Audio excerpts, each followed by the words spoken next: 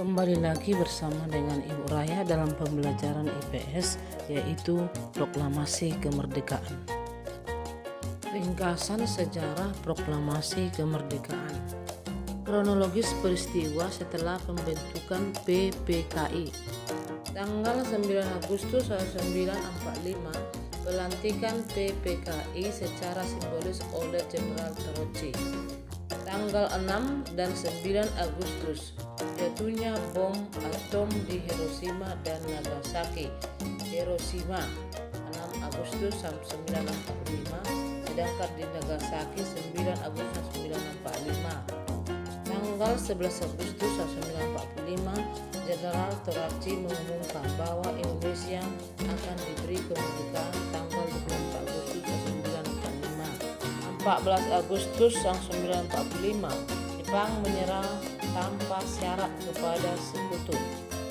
Tanggal 15 Agustus 1945, para pemuda Indonesia mendengar kekalahan Jepang dari radio BBC.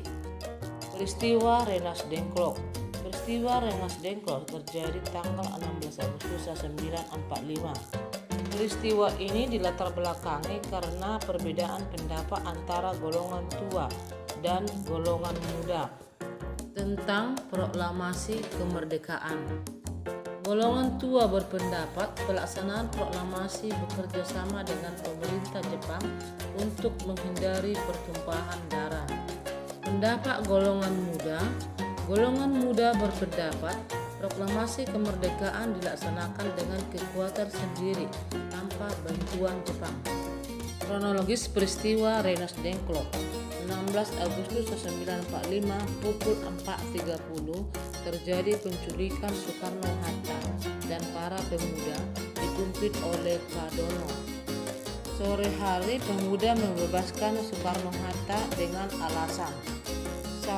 Karena Ahmad Subarjo memberikan jaminan dengan taruhan nyawa kepada Sudarno yang menjadi komandan kompi tentara peta. 2. Bahwa proklamasi kemerdekaan akan dilaksanakan selambat-lambatnya tanggal 17 Agustus 1945 pukul 12 siang. Pukul 23, rombongan tiba di Jakarta minta izin kepada Mitsumina untuk memproklamasikan kemerdekaan, tetapi tidak diizinkan dengan alasan Indonesia sedang dalam keadaan status agio. Artinya adanya peralihan pemerintah dari tangan Jepang kepada tangan Sekutu. Kronologis penyusunan teks proklamasi. Perumusan teks proklamasi diadakan di rumah Laksamana karena 1. Laksamana Mena mendukung perjuangan bangsa Indonesia. Yang kedua, faktor keamanan terjamin karena Laksamana Mena merupakan angkatan laut dan hak progresif kekuasaan wilayah militer angkatan laut yang tidak dapat diganggu-gugat oleh angkatan darat. Penyusunan teks proklamasi antara lain dengan tokoh Insinyur Soekarno, Muhammad Hatta dan Ahmad Subarjo. Kalimat pertama adalah sumbangan pikiran dari Ahmad Subarjo. Kemauan bangsa Indonesia untuk merdeka dan menentukan nasib sendiri. Kalimat kedua adalah sumbangan pemikiran dari Muhammad Hatta. Pengalihan pemindahan proklamasi. Atas usulan dari Soekarno yang menandatangani adalah Ketua dan Wakil Ketua PPKI Soekarno-Hatta. Oleh Soekarno-Hatta, naskah asli diberikan kepada Suyati Malik untuk diketik. Setelah diketik ada 3 perubahan.